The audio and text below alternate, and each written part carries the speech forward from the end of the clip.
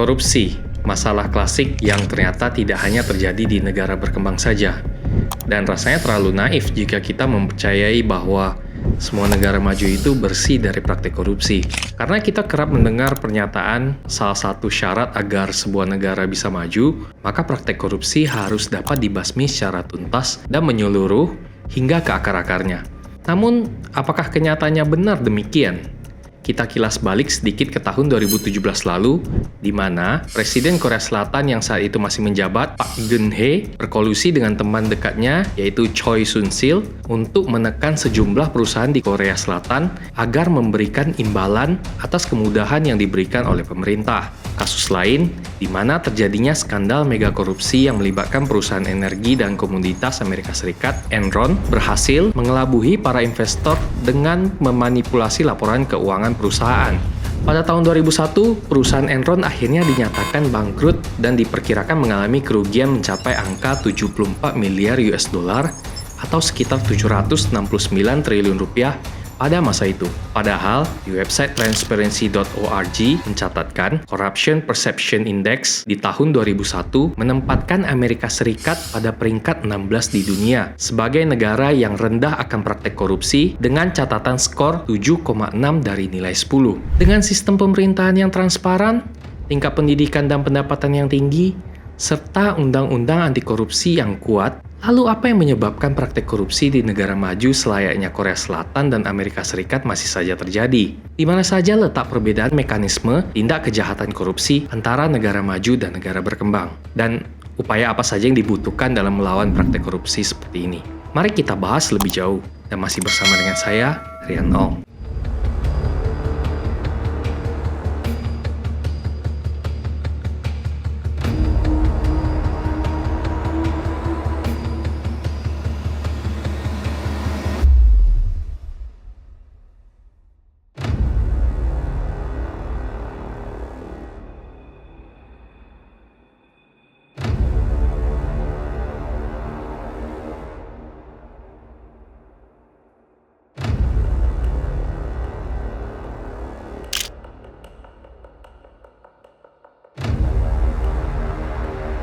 Mungkin pertama-tama kita harus mengerti terlebih dahulu apa sebenarnya yang dimaksud dengan korupsi. Jika menurut Kamus Besar Bahasa Indonesia atau KBBI, korupsi adalah penyelewengan atau penyalahgunaan uang negara maupun perusahaan untuk keuntungan pribadi dan orang lain. Meskipun secara praktek, penyelewengan juga bisa berupa penyalahgunaan jabatan, wewenang, maupun kekuasaan, dan tidak hanya uang semata. Bentuk lain korupsi bisa juga seperti suap, penggelapan dana, nepotisme, pencucian uang, dan lain sebagainya. Ini mungkin hal dasar yang mayoritas dari kita sudah tahu dan pahami. Lalu, kita harus tahu juga faktor apa saja yang mempengaruhi terjadinya praktek korupsi. Contoh, faktor ekonomi seperti gaji yang rendah serta ketimpangan ekonomi yang tinggi memudahkan bagi seseorang untuk tergoda melakukan tindakan korupsi. Adapun faktor lain seperti faktor politik di mana sistem birokrasi yang berbelit-belit dan tidak transparan sehingga memuluskan praktek suap dan korupsi untuk dilakukan. Ditambah lagi lemahnya penegakan hukum yang tidak memberikan efek jera bagi para koruptor.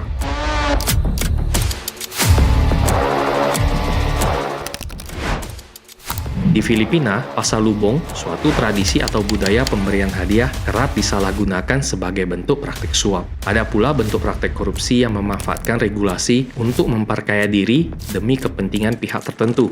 Dari artikel yang berjudul When Regulation Leads to Bribery yang ditulis oleh Scott Bayer tentang bagaimana peraturan yang berujung suap. Di beberapa negara berkembang seperti di benua Afrika, banyak yang mempercayai bahwa suap dijadikan sebagai satu-satunya jalan atau cara dalam menyelesaikan suatu permasalahan, seperti kejadian yang dialami oleh Scott Bayer sendiri ketika pihak imigrasi Nigeria menahan paspor beliau karena menganggap adanya kesalahan dalam permohonan visanya.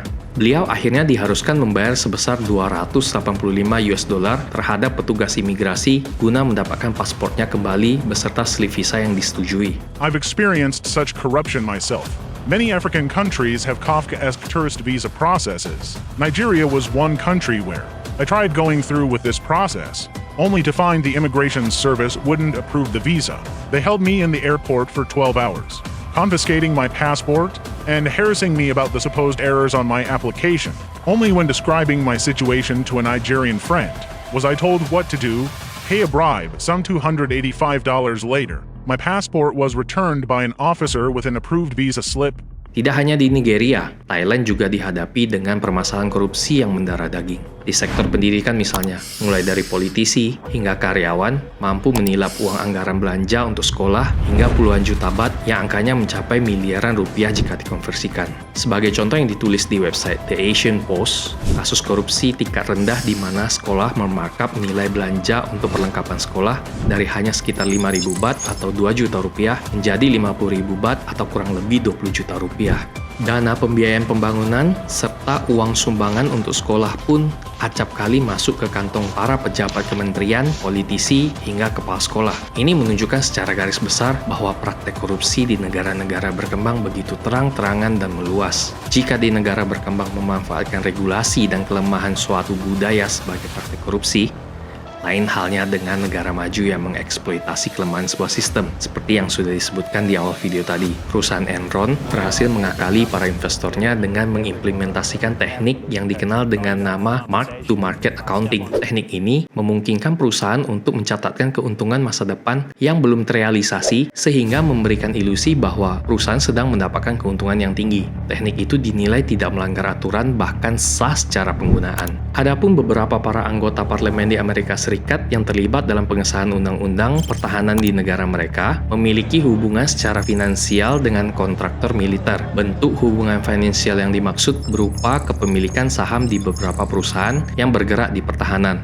Jadi bisa saja regulasi yang disahkan karena adanya konflik kepentingan sehingga menguntungkan pihak anggota parlemen dan juga perusahaan yang bersangkutan untuk meningkatkan nilai valuasi perusahaan maupun harga saham yang dimiliki anggota parlemen tadi. Contoh lainnya lagi, pada tahun 2017 kita dihebohkan dengan penemuan skandal mega korupsi yang melibatkan salah satu federasi olahraga terbesar di dunia yaitu FIFA dalam kasus penentuan tuan rumah untuk Piala Dunia 2022 di Qatar. Qatar National Bank menemukan adanya transaksi dalam kurun waktu 2009 hingga 2010 sebesar 553 juta US dollar terhadap 22 orang yang 14 diantaranya merupakan anggota Komite Eksekutif FIFA. Sebagai informasi, mekanisme pemilihan tuan rumah Piala Dunia ditentukan oleh 24 anggota Komite Eksekutif FIFA melalui proses pemungutan suara. Disinilah letak dari kelemahan sistem tersebut, karena hak suara dari 24 anggota komite tadi bisa bahkan kerap diperjualbelikan bagi memenangkan suatu negara untuk menjadi tuan rumah pagelaran akbar 4 tahun sekali tersebut. Terlebih, menurut tanggapan seorang researcher dari Universitas Colorado, Roger Pickle Jr., menganggap FIFA memiliki aturannya sendiri serta terlalu berkuasa atas semua keputusan mereka sehingga memudahkan jalannya praktek korupsi. Ini mengingatkan kita pada pernyataan Lord Acton yaitu power tends to corrupt, absolute power corrupts absolutely. Itu tadi secara garis besar perbedaan mekanisme korupsi antara negara berkembang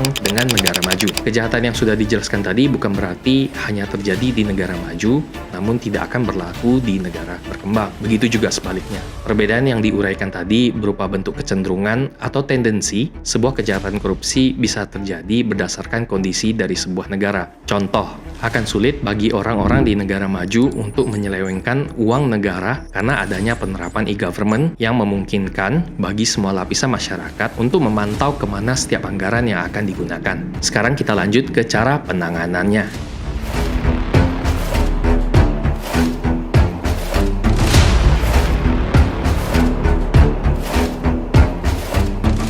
Untuk negara-negara berkembang, mungkin dibutuhkan dedikasi lebih dalam memerangi permasalahan korupsi. Pencegahan dan pemberantasan korupsi bisa dimulai dari membangun budaya anti korupsi melalui pendidikan, penyuluhan, maupun kampanye, terutama menanamkan nilai-nilai kejujuran dan integritas pada anak-anak sejak dini. Adapun cara selanjutnya dengan mempercepat digitalisasi. Mengambil contoh e-budgeting yang memungkinkan penyusunan anggaran daerah atau negara memiliki data yang lebih akurat serta dapat diawasi oleh semua pihak termasuk masyarakat. Hal ini sudah dibuktikan oleh Pemprov Jawa Tengah yang mampu mencegah kebocoran anggaran hingga 1,2 triliun rupiah melalui e-budgeting ketika masih di bawah pimpinan gubernur kala itu Ganjar Pranowo. Next, perlunya memperkuat penegakan hukum, terutama melalui undang-undang anti korupsi. Sebagai contoh, melalui pengesahan undang-undang perampasan aset demi meminimalisir kerugian negara yang dicuri oleh para pelaku kejahatan korupsi merupakan bentuk keseriusan, terutama dari pihak pemerintah dalam memberantas korupsi. Sedangkan untuk negara maju, pada umumnya penegakan hukum dan penggunaan teknologi sudah diterapkan dengan baik dalam memberantas korupsi. Namun, tetap harus ada usaha dalam memperkuat nilai-nilai yang sudah mereka jalankan. Menjatuhkan sanksi berat bagi para pelaku korupsi mungkin sudah menjadi keharusan dalam memberantas korupsi di negara maju. Maka, perlu juga penerapan sistem meritokrasi dengan memberi bentuk apresiasi bagi mereka yang berprestasi dalam menjalankan tugas. Lalu, mendorong sekaligus memberikan perlindungan bagi masyarakat untuk mengawasi serta melaporkan apabila terdapat tindakan pidana korupsi.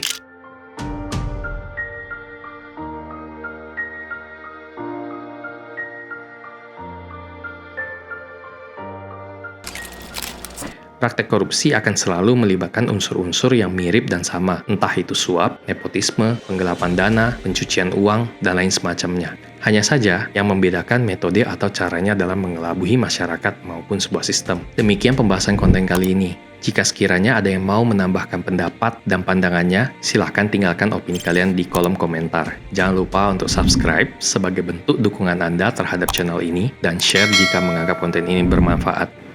Saya Rian Ong, sampai jumpa.